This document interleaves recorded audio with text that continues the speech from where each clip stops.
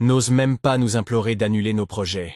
Ces billets pour Elton John sont en notre possession depuis plusieurs lunes déjà, vociféra ma génitrice, sa voix résonnant comme un écho à travers ma chambre hospitalière où je demeurais, paralysé, serrant mon portable entre mes phalanges tremblotantes. C'était la veillée de Noël au centre thérapeutique de Las Vegas. Uniquement moi, mes jumeaux âgés de 24 mois, Ethan et Emily, qui s'amusaient, silencieusement, dans un recoin, et une infirmière prénommée Valérie scrutant mes constantes vitales. La souffrance abdominale était intolérable, telle une lame enfoncée puis tournée impitoyablement dans mes entrailles, tandis que ma mère me fixait via l'écran vidéo.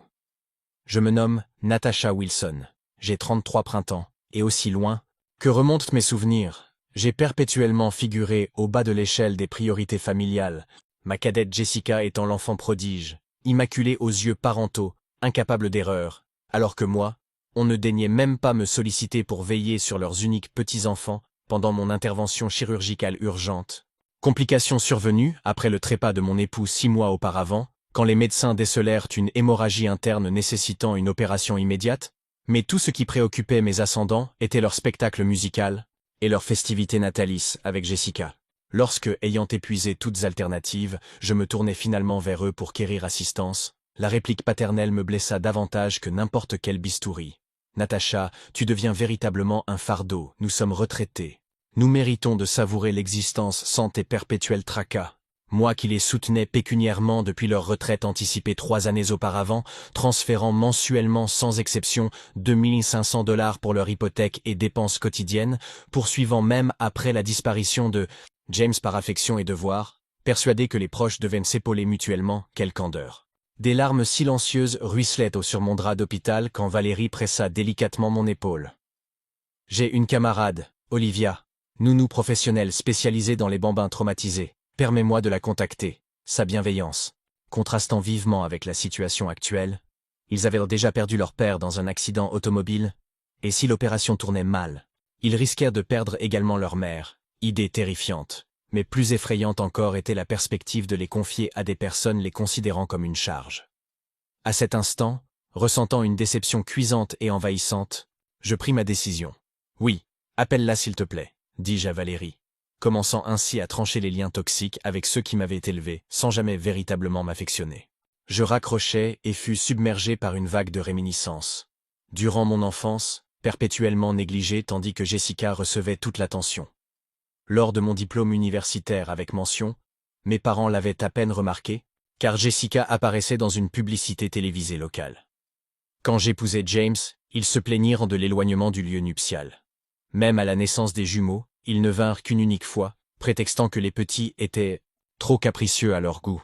James constituait mon pilier, connaissant la déception familiale pour n'avoir pas communiqué avec son propre paternel durant maintes années. « Nous bâtirons notre propre foyer, empli d'amour, » affirmait-il. Et nous concrétisâmes cette promesse, notre demeure débordant de chaleur, rire et acceptation.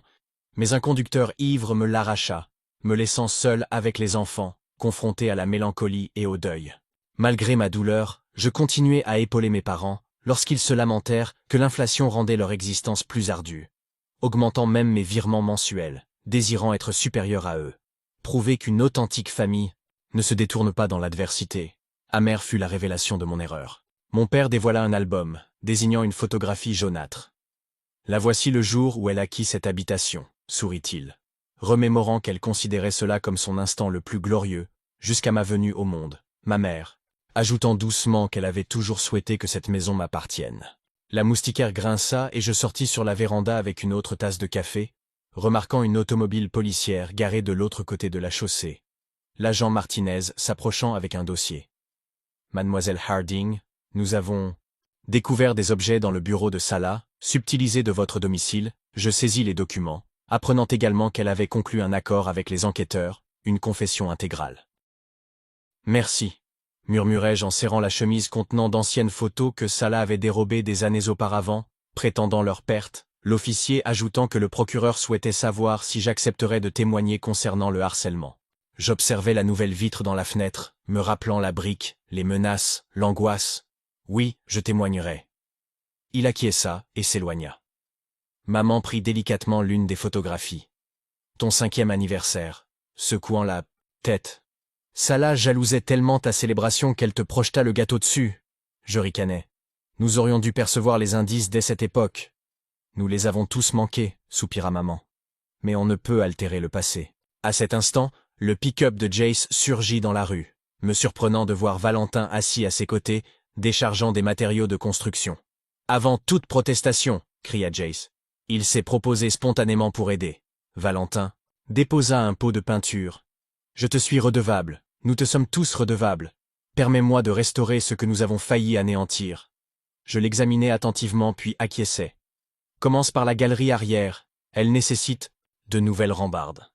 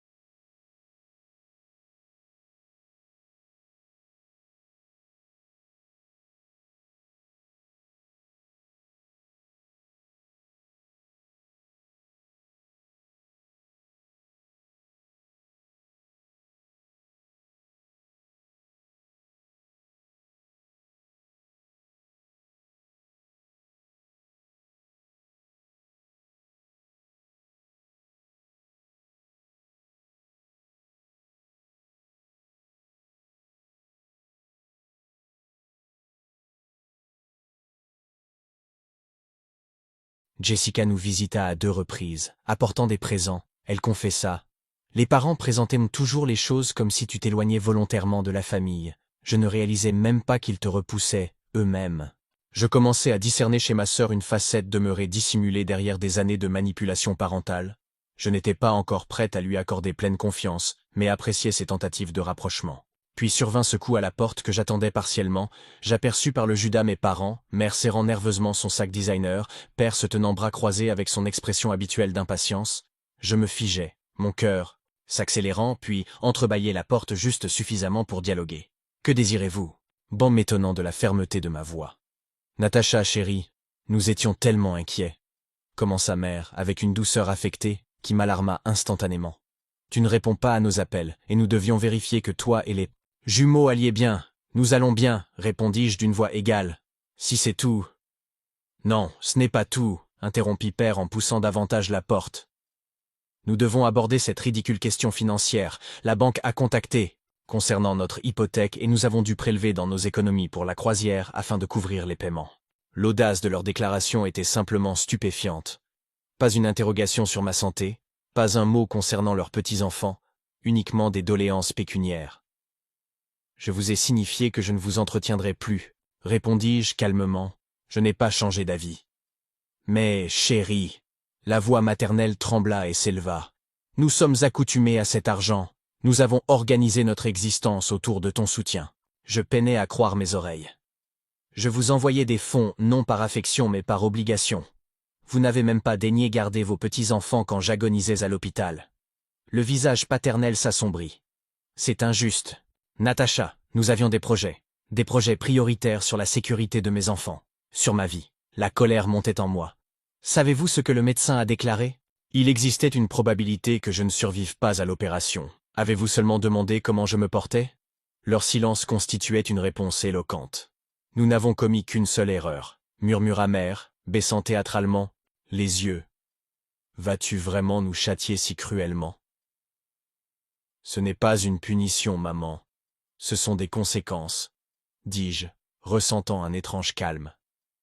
J'ai passé mon existence à rechercher votre approbation, espérer votre soutien, et lorsque j'avais le plus besoin d'assistance, vous avez privilégié un concert.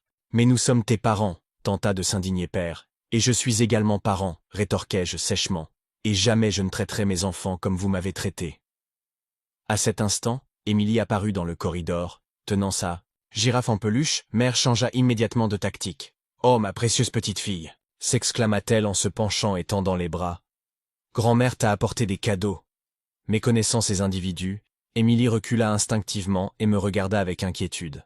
« Je pense qu'il est temps pour vous de partir, dis-je. Doucement. Si un jour je suis disposé à converser, je vous contacterai personnellement. Mais l'argent, commença Père. Ce n'est plus votre préoccupation, interrompis-je en refermant délicatement la porte. Natacha, ma chérie, sois raisonnable, résonna la voix maternelle derrière la porte que je n'ai pas rouverte. Tes parents éprouvent des difficultés sans ton assistance. Ils géraient leurs finances pendant des décennies avant que je commence à les aider, répondis-je à travers la porte. Ils ont opté pour une retraite anticipée sachant que leurs économies étaient insuffisantes. La voix maternelle s'immisça dans la conversation. Nous avons pris cette décision parce que tu avais promis de nous aider. Et maintenant nous risquons de perdre notre maison. Leur tentative de manipulation était douloureusement transparente. Auparavant, je vivais dans un brouillard culpabilisant qu'ils avaient habilement créé autour de moi pendant des années. Mais désormais, avec du recul, je percevais clairement que jamais je n'avais promis de les entretenir perpétuellement. Je les assistais temporairement après leur retraite. Mais à leurs yeux, cette aide s'était mystérieusement transformée en acquis. « Maman, papa, je récupère d'une opération grave et m'occupe de 2 jeunes enfants. Cette discussion est close. » affirmai-je fermement avant de m'éloigner de la porte, ignorant leurs coups insistants et supplications. Plus tard ce jour-là, je reçus un courriel collectif de Père, adressé à tous les membres familiaux, détaillant comment je les avais trahis dans un moment difficile, après qu'ils aient tout sacrifié pour moi, omettant naturellement de mentionner qu'ils avaient refusé d'aider avec les jumeaux durant mon opération d'urgence, me dépeignant comme une fille ingrate, ayant subitement décidé d'abandonner ses parents sans motif. Mais la réaction familiale fut inattendue. Mon cousin Miles, résidant près de mes parents, répondit au message par un bref texte. « Oncle Robert, n'as-tu pas acquis un nouveau bateau le mois dernier? Et tante Diana, ne te vantais-tu pas de ton nouveau bracelet diamanté lors de Thanksgiving ?» D'autres parents commencèrent également à poser des questions. Nombreux m'écrivirent en privé pour connaître ma version des faits. Tante Sonia m'appela après avoir appris la vérité. « J'ignorais que tu avais subi une opération d'urgence, avoua-t-elle. Il prétendait que tu dramatisais concernant une procédure routinière et l'utilisais comme prétexte pour les sanctionner financièrement. Pendant ce temps, Jessica se rangea définitivement de mon côté, ayant observé le comportement parental de ses propres yeux. Elle m'aida à rédiger une réponse concise mais précise au courriel familial. J'ai récemment subi une intervention chirurgicale d'urgence. Mes parents ont refusé de garder mes enfants à ce moment car ils possédaient des billets pour un spectacle. Je me concentre actuellement sur ma guérison et mes jumeaux. et n'ai pas besoin de source de stress supplémentaire. La réaction fut stupéfiante. Une cousine éloignée avec laquelle nous communiquions rarement proposa de venir connaître mes neveux et m'aider à récupérer, plus surprenant encore, Valérie de l'hôpital me connecta avec un groupe de soutien. Pour jeunes veufs, la première réunion se déroula via Zoom afin que je puisse participer depuis mon domicile. Et pour la première fois depuis le décès de James, je me sentis véritablement comprise par des personnes ayant traversé la même épreuve. Pendant ce temps, la situation financière parentale se détériorait rapidement. Ils vivaient effectivement au-dessus de leurs moyens, comptant sur mes virements mensuels pour maintenir leur train de vie luxueux, rempli de voyages et acquisitions. Somptueuse, Jessica, les aidant à organiser leurs finances, découvrit qu'ils avaient contracté une seconde hypothèque sur leur demeure 1 an auparavant pour acheter ce fameux bateau, espérant sincèrement que je continuerais à régler leur crédit principal. « Ils nous ont tous dupés », déclara Jessica. Abasourdie, ils n'ont pas simplement dépensé au-delà de leurs moyens, s'ils vendaient l'embarcation, tout irait bien.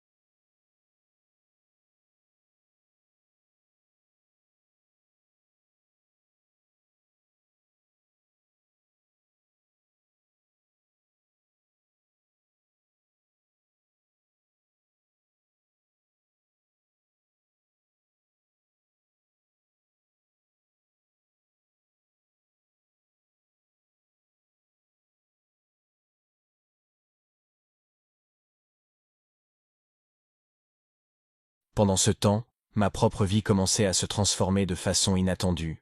Le groupe de soutien devint ma bouée de sauvetage, me connectant avec des personnes confrontées aux mêmes difficultés. Par son intermédiaire, je rencontrai Diane, agente immobilière dont le mari était décédé d'un cancer 2 ans auparavant, la laissant avec un fils de 3 ans, elle m'aida à envisager des options auxquelles je n'avais jamais songé, comme vendre mon appartement trop exigu, et acquérir un logement dans un quartier offrant des solutions de garde d'enfants plus abordables.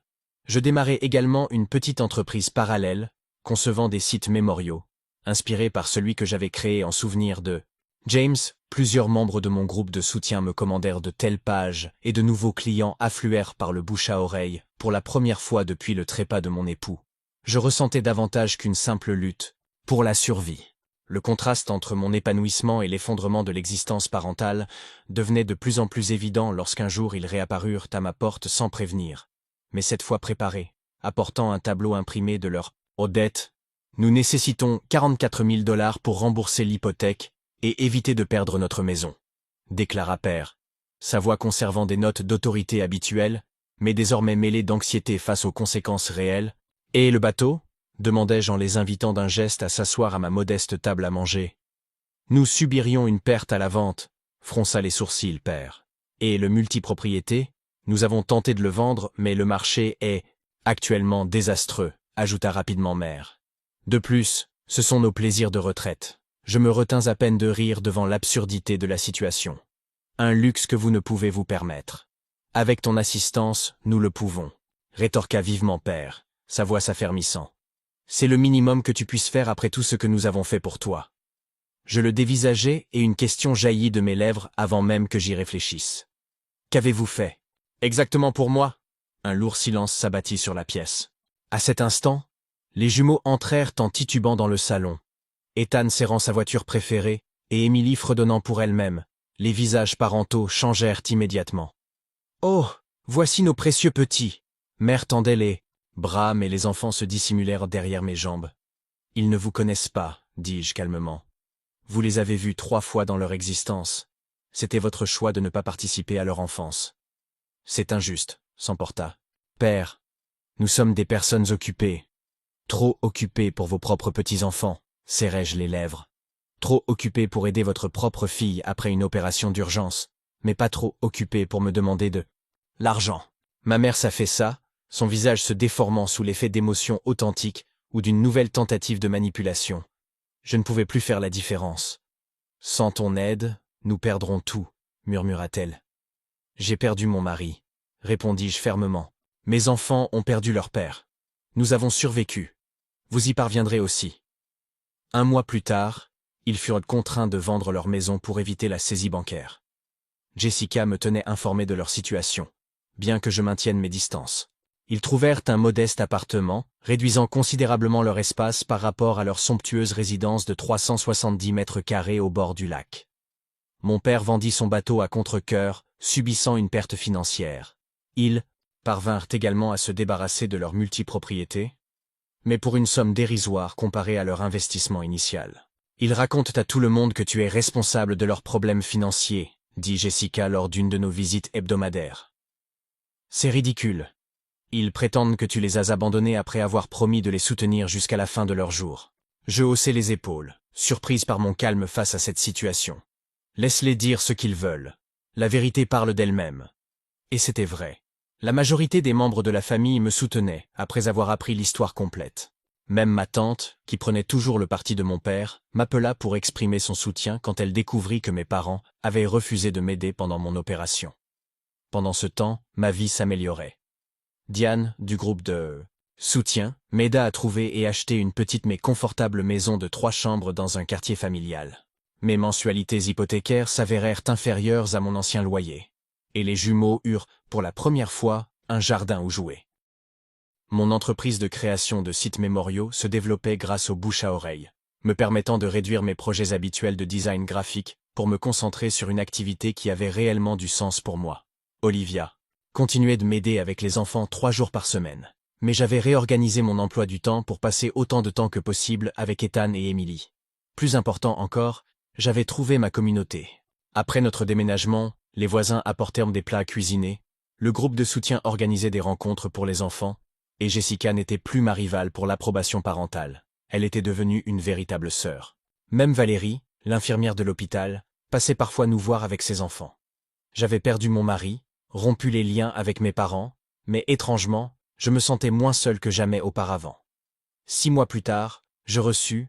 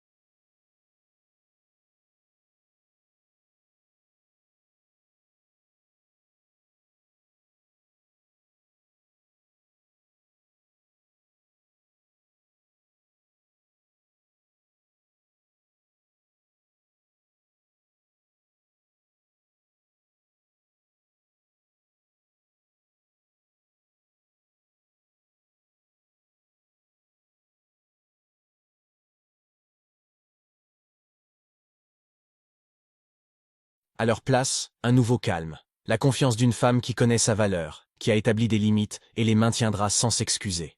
Mes parents ont-ils véritablement changé? Seul le temps le dira. Mais moi, j'ai changé. 2 filles. Désespérément en quête d'approbation, je suis devenue une mère prête à protéger ses enfants et à exprimer clairement ses attentes, sans compromis ni regret.